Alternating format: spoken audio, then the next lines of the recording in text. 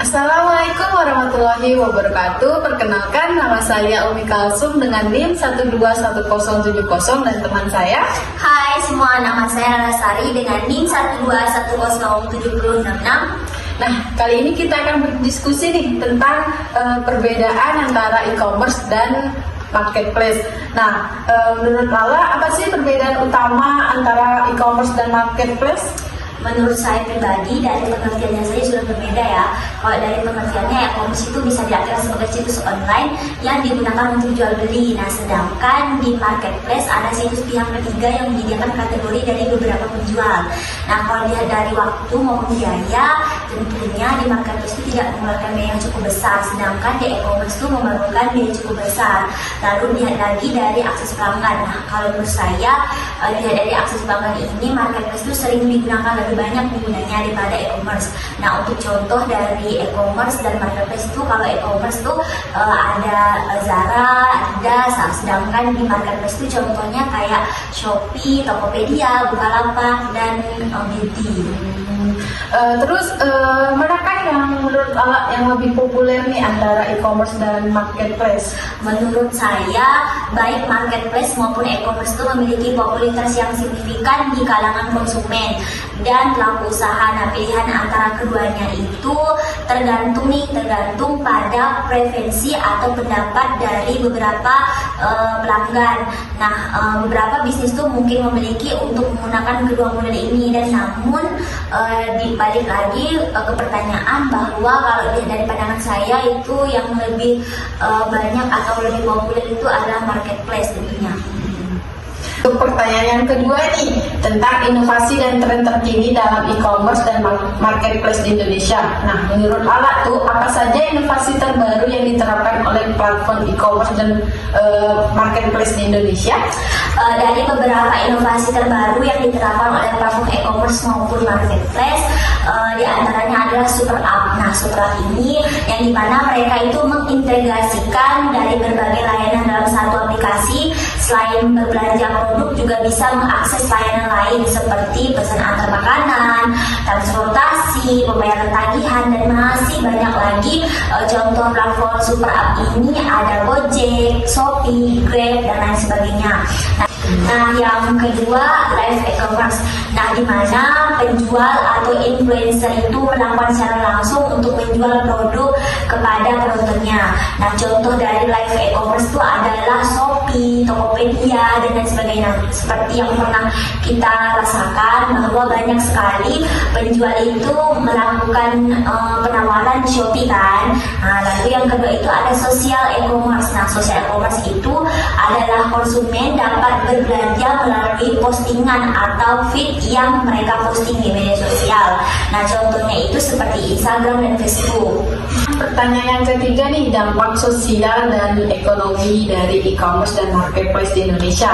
Nah, bagaimana e-commerce dan marketplace mempengaruhi pola belanja, lapangan pekerjaan, dan pertumbuhan ekonomi di Indonesia? Nah, e-commerce dan marketplace itu telah memiliki dampak yang signifikan pada pola belanja, lapangan kerja, dan pertumbuhan ekonomi. Salah satunya tuh signifikan sekali itu di pola belanja, yang dimana kemudahan perbandingan harga. Dengan e-commerce dan marketplace, konsumen itu dapat dengan mudah nih membandingkan harga dan produk dari berbagai penjual tanpa harus berkeliling ke toko fisik. Nah, yang ini memungkinkan mereka untuk menerapkan produk dengan harga terbaik. Lalu yang selanjutnya itu ada penciptaan lapangan kerja. Nah, e-commerce dan marketplace telah menciptakan lapangan kerja dalam bidang seperti pengembangan platform, pengiriman, layanan pelanggan online. Selanjutnya itu ada pertumbuhan ekonomi. Nah, peningkatan daya saing e-commerce dan marketplace mendorong persaingan yang sangat sehat antara penjual, yang mendorong peningkatan kualitas produk dan layanan. Nah, selanjutnya serta inovasi tentunya ya. Nah, ke pertanyaan yang keempat nih, keamanan dan perlindungan konsumen dalam e-commerce dan marketplace di Indonesia. Apa langkah-langkah yang diambil untuk melindungi konsumen dari penipuan dan produk palsu dalam platform e-commerce dan marketplace di Indonesia? Nah, yang kita tahu Undang-Undang ITE itu tidak mengatur secara khusus ya terkait pasal penipuan online. Namun dalam praktiknya kita bisa merujuk pada pasal 28 ayat 1 yang mengatur tentang larangan menyebarkan berita bohong. Nah, dan menyesatkan yang mengakibatkan kerugian konsumen dalam transaksi elektronik tentunya. Nah, agar terhindar dari penipuan dan merasakan pengalaman berbelanja online agar lebih nyaman, ada tips nih dari Lala sendiri. Yang pertama itu tuh pilih e-commerce atau marketplace yang terpercaya, yang sudah terverifikasi. Yang kedua, verifikasi penjual. Maksudnya di sini nih lihat rating, habis itu tanggapan konsumen. Nah, lalu yang ketiga itu baca ulasan. Nah, ini menurut Lala sungguh sangat penting sekali untuk membaca ulasan. Lalu yang ketiga ada pilih cara pembayaran yang aman. Nah, yang keempat yang terakhir itu jangan pernah membagikan kode OTP kepada orang lain tentunya. Untuk pertanyaan yang kelima nih, ekspansi internasional platform e-commerce dan marketplace di Indonesia. Bagaimana platform e-commerce dan marketplace Indonesia mengembangkan operasional mereka di pasar internasional? Nah, baik platform e-commerce maupun marketplace di Indonesia itu telah mengembangkan operasional pasar mereka, yang dimana salah satunya itu ekspansi negara ke negara baru.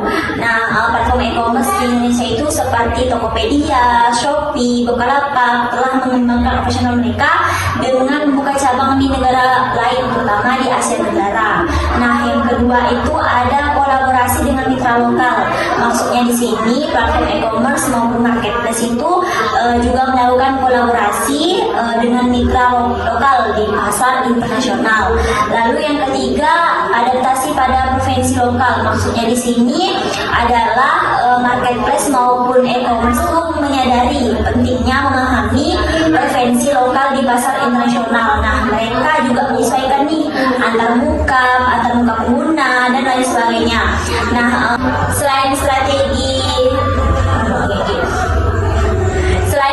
tadi, baik platform e-commerce maupun marketplace itu telah melakukan penyesuaian dan inovasi untuk mengatasi tantangan dan mengoptimalkan operasional mereka di pasar internasional. Nah, mereka juga belajar nih dari pengalaman, mengatasi analisis pasar, lalu dan beradaptasi dengan cepat terhadap perubahan lingkungan yang ada. Apakah ada tantangan dan keberhasilan yang signifikan?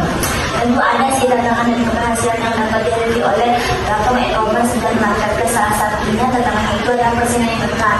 Nah, persaingan yang ketat di pasar e-commerce maupun marketplace itu cenderung sangat kompetitif, terutama dengan hadirnya banyak pesaing di pasar yang sama. Nah, persaingan ini bisa membuat sulit bagi platform untuk memenangkan dan mempertahankan pangsa pasarnya. Yang kedua adalah kepercayaan konsumen.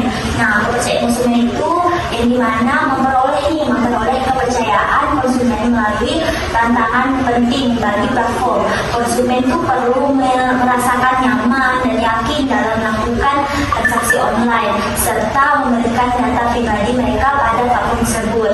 Nah, yang ketiga adalah logistik dan pengiriman. Nah, memastikan pengiriman produk yang tepat, waktunya aman dan tepat itu dapat menjadi salah satu tantangan dalam operasional platform e-commerce maupun marketplace. Hal ini melibatkan kerjasama dengan penyedia logistik, pemenuhan pesanan yang efisien, dan penanganan refill barang.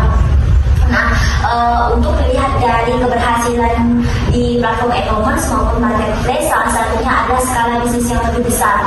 Nah, platform e-commerce dan marketplace itu memiliki potensi untuk mencapai skala bisnis yang sangat besar dengan peningkatan pengguna, penjual, bahkan transaksi. Nah, platform dapat menghasilkan pendapatan yang cukup signifikan tentunya.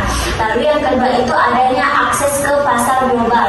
Nah, keberhasilan platform dapat dilihat dalam ekspansi internasional mereka. Nah, dengan memasuki pasar global, platform dapat memperoleh akses ke pelanggan tentunya. Lalu yang ketiga, yang terakhir itu adanya inovasi produk dan layanan. Nah, keberhasilan platform juga dapat dilihat dari kemampuan mereka untuk terus berinovasi, mengembangkan produk dan layanan mereka yang mereka tawarkan tentunya. Selain itu, setiap platform maupun e-commerce akan cukup unik dan mencapai tingkat keberhasilan yang tentunya berbeda. Nah, penting bagi kita atau bagi mereka para kompetitor itu untuk beradaptasi dengan perubahan pasar, lalu mendengarkan umpan balik konsumen, lalu dan terus meningkatkan pengalaman pengguna serta layanan yang mereka